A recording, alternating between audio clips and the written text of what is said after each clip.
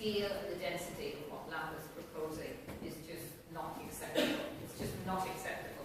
And I think even on Knight's Walk, which is much smaller space overall, they were looking at, I think, how many was it you thought you might be? 160, it was a 500% increase.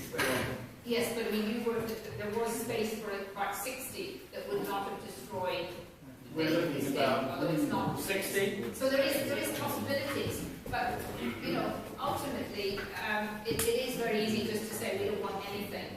And I can understand that when I walk around the estate, but I think that there is no point building if you're going to end up with no green space, no park, no distant bay, all of those things, because you've destroyed the whole estate then.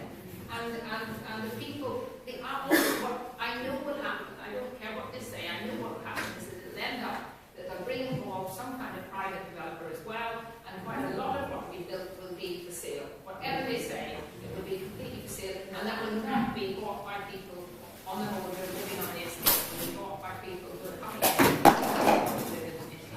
Okay, I have one other thing to advise about this. They can't do that. Never sold social. Okay. I think we don't for that now.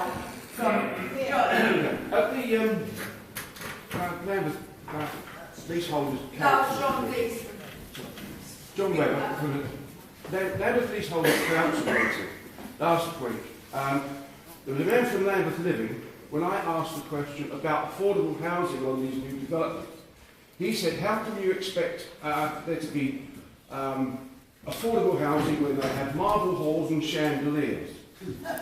Right? So this I can quite understand. Why were they given planning permission to do that? Why, when they applied for planning permission, were they not instructed that certain sections of the development should be affordable? Yes. It doesn't matter what is inside, because on the outside it can all look exactly the same. Trust me, I have built those developments. Because I was under the stupid misapprehension, it turns out, that we voted for councillors who then instruct officers what to do on the basis of their manifesto.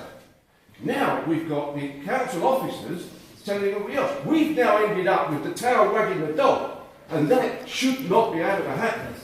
Agree. So I was thinking, if officers don't come to your meeting, why don't you send a delegation to Templeton when there is something relevant on the agenda that concerns you? I had that experience with Scandal Council, with a 220 flat with the government instead of a bidding on, and it works. Yeah. We have been told that we can attend the cabinet meeting when a decision will be made, and we intend to attend.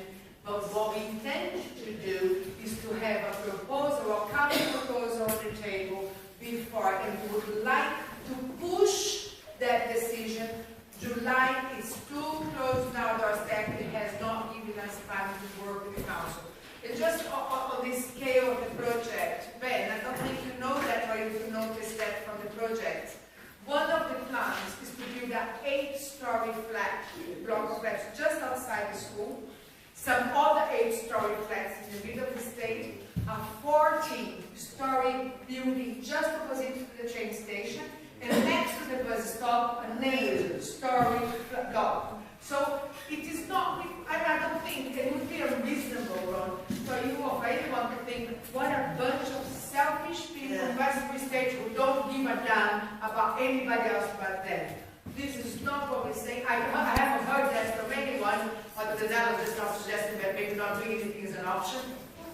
But we haven't heard from anyone that we are not prepared to go some way towards working with the council and getting something done for families, for the children, because we know that the schools are prescribed, for people who are waiting for many years in the waiting list.